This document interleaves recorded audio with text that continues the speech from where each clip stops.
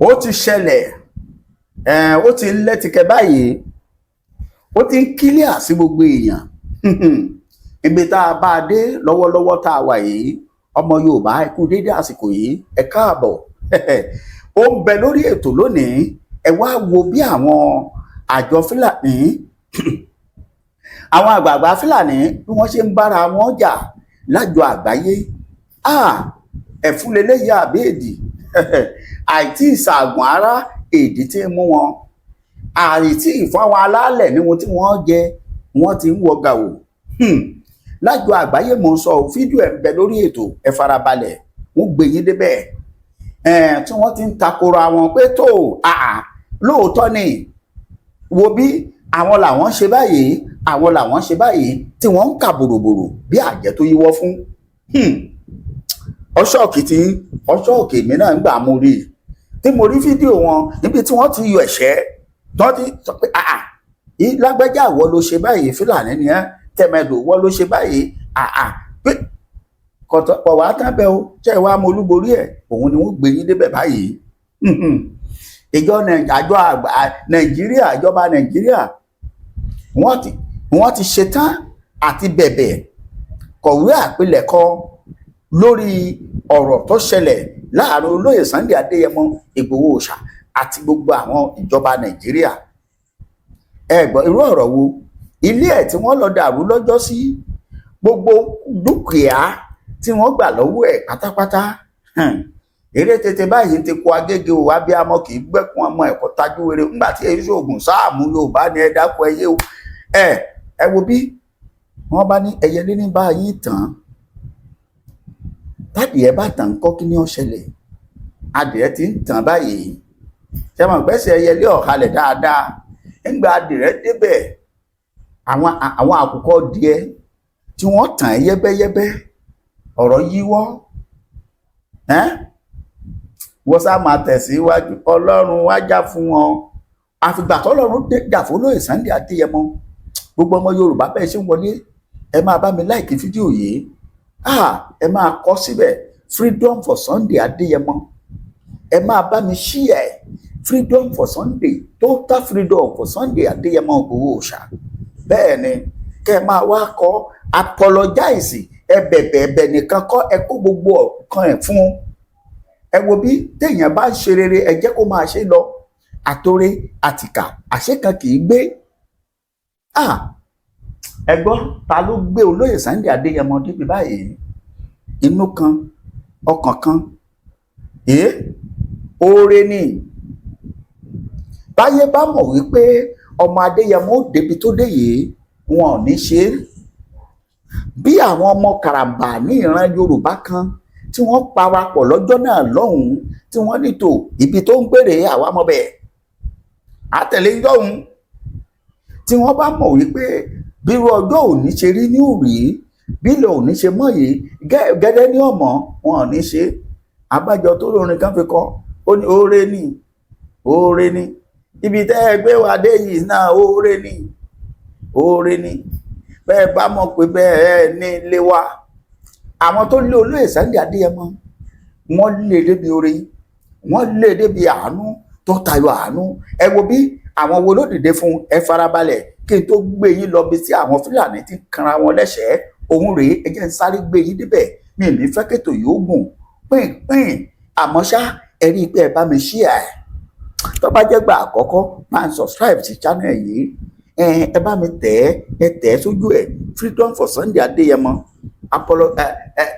freedom for Sunday Adéyẹmọ freedom for Yorùbá nation Yorùbá nation ńlá fẹ́ ní kíá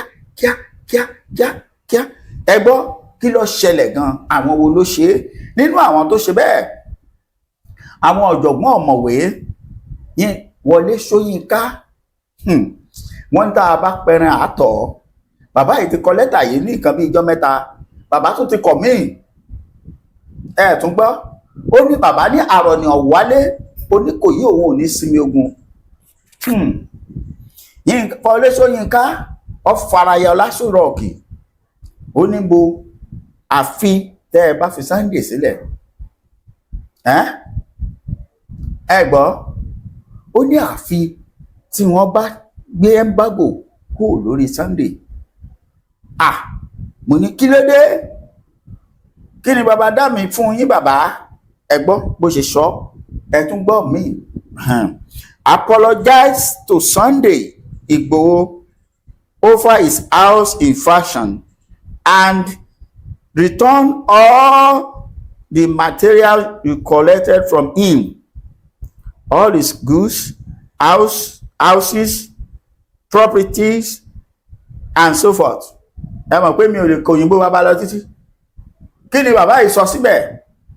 Níjọ́sí bí ìjọ́ méjì sẹ́yìn, ohun tí wọ́n kọ ni pé kí wọ́n bẹ̀bẹ̀.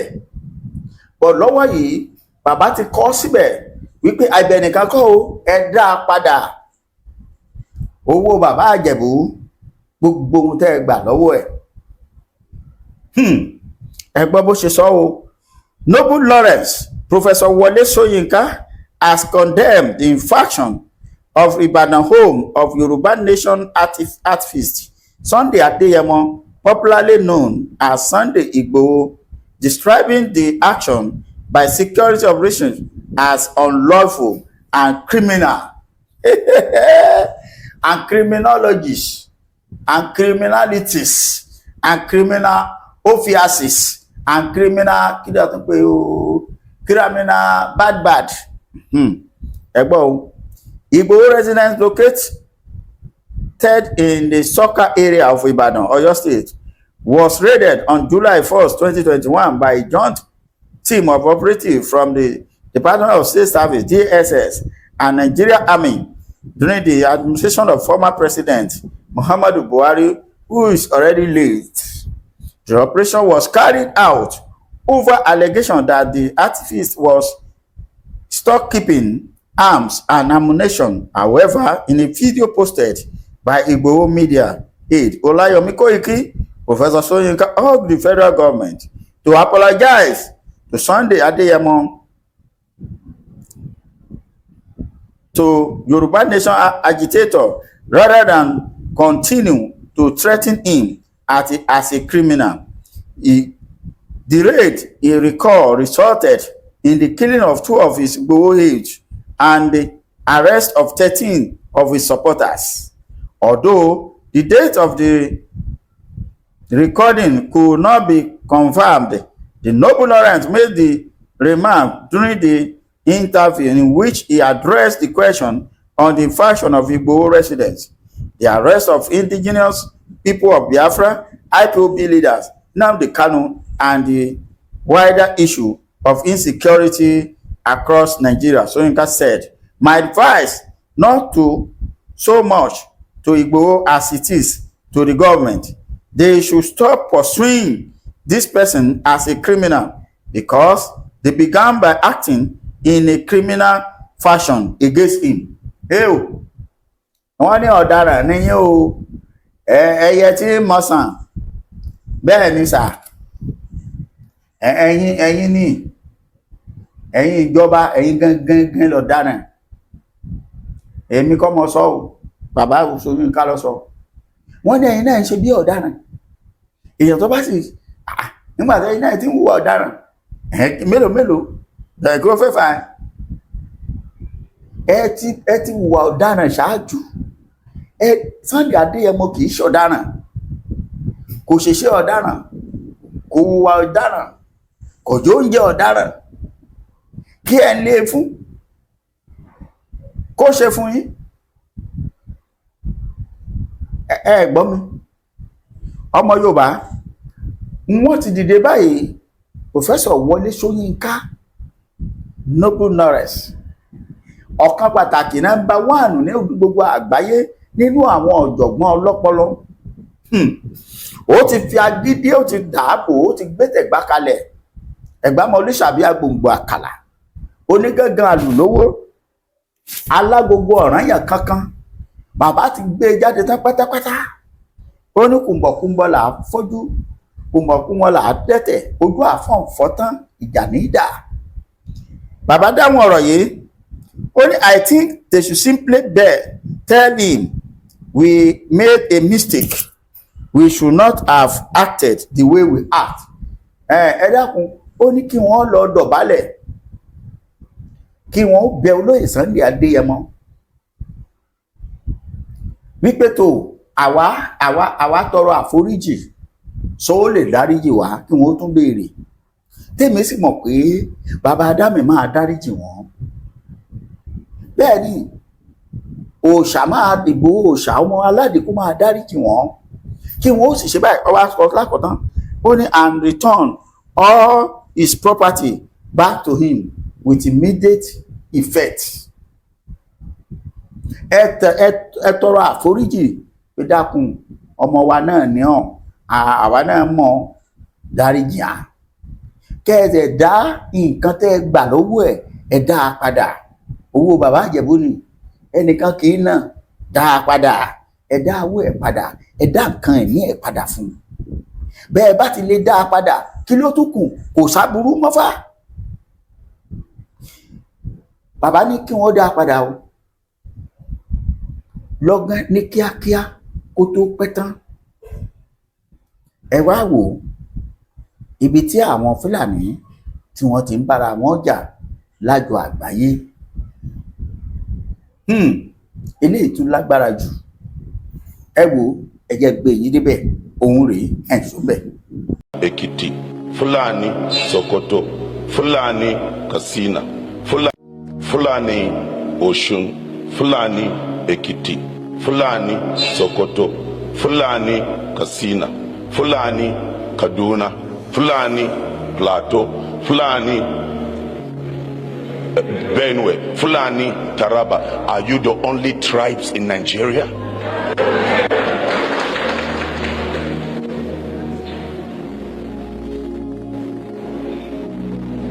You are not the only tribe. There is nothing like profiling of a people. I'm a Fulani man. I'm a grandfather of 8 grandchildren. And we just have to speak the truth.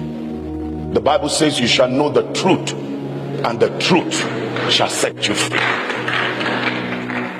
As long as we continue to glouse over the truth, we will never get the answer. And I want to say this to our security men: until justice is done, there will never be a solution. If you get a Fulani man that is a killer, deal with him as a killer. If you get a bureau man that is a killer, deal with him as a killer, and this will come to an end. But you don't give certain people advantage over other tribes. I respect the people that have hosted me, even though I am an indigene of Plateau State, because I was born here. My children are grown up. I have 8 grandchildren. But yet we respect the people we met on ground. In Maiduguri, my hometown, the people that come to meet us respect us. When the Boko Haram thing started in Maiduguri, it was us, the indigenes, the people, the Kanuris, who came together and said, this thing is among us. And then we started getting on, and then we raised the civilian JTF. That was how Boko Haram was dealt with. Kanuri man would bring his own children and said, Gashina ina chikin Boko Haram. And that was how we dealt with it. Mayati Allah Association, 80% of the responsibility of the genocide is on you. You have the 80% answer. Because if today Mayati Allah says this genocide will stop, it's not herders and farmers clashes. Intentional genocide, terrorism, and that must stop. It must stop. I'm not happy to move as a Fulani man and my tribe is being profiled. My children, when they travel out and Fulani, here Fulani, there Fulani, I am a proud Fulani man. I am a proud Kanuri man. It's just like when Boko Haram started. We're not proud of it. Why should it be from Borno State? But then we decided to fight it. I am here to say, Nigeria, we are not honest to ourselves. And whatever we do, please, there is one thing, whether to the security agents. My father fought in the First, Second World War. First and Second World War. One of the highest respected military veteran that survived and lived long in Nigeria before he passed on at over 130 years. But ladies and gentlemen, one thing we grew up under them is justice and equity. What is white, call it white. Because whatever you do, because of little cover you will get today, your descendants will suffer the seeds you plant. Whatever you do, agree with anybody to lie on the people, blood will speak. So I want to say this to us. It's enough. I feel the pain of a little baby. I was playing with my grandchildren yesterday, 3-year-old. What crime has that 3-year-old committed? Just last year, I decided to farm and help people because the way people were suffering. I bought so much plots of land, shared it one plot, and gave people my equipment, everything to farm, because we have to stop the hunger. We can't keep looking at the government. If they won't do it, let's help ourselves. I established the farm, gave people farm, and the people farm rice. Just within 48 hours, some Fulani boys moved in their cow and ate everything. I came to the distance and I invited the Ardo of that place, and I asked, "Me is Akubari." Dan la kadel kayafe ba musaniba yaran mu nake nasu da wani abu nace yanzu ku duba millions aka saka a nan wurin.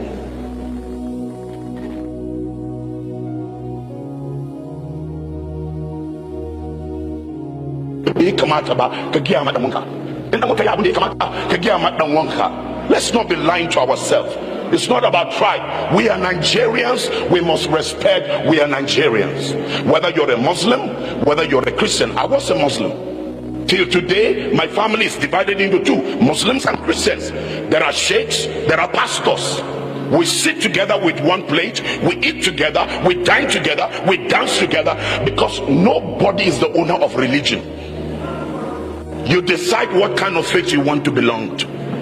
But in this country, as I round up, the solution to all we are talking about, let me put it forward, is nothing but let's call our brothers and our sisters the Fulani people and Fulani extract.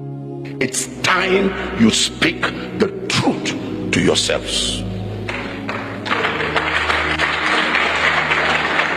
Because you see, what you don't know, you're building a cloud that will make it difficult for your descendants to walk across the nation of Nigeria. I'm telling you, you may win the fight but not win the war. So you better take a step now and say, look, the reality is this. Whether you're a visitor or you're not a visitor, you're first of all a Nigerian. Whether you came from Niger, you came from Chad, you come from Cameroon, virtually most tribes in this country came from different nations. Ẹ káàbọ̀ padà ọmọ Yorùbá àtàtà. Ṣé bẹ́ẹ̀ ti gbọ́? Àní náà wọn o, fúnra yín lẹ máa fúnra yín lóògùn jẹ. Àwa ò ní náà wọn o, fúnra yín lẹ máa fúnra yín léèdì jẹ. Àní náà yín.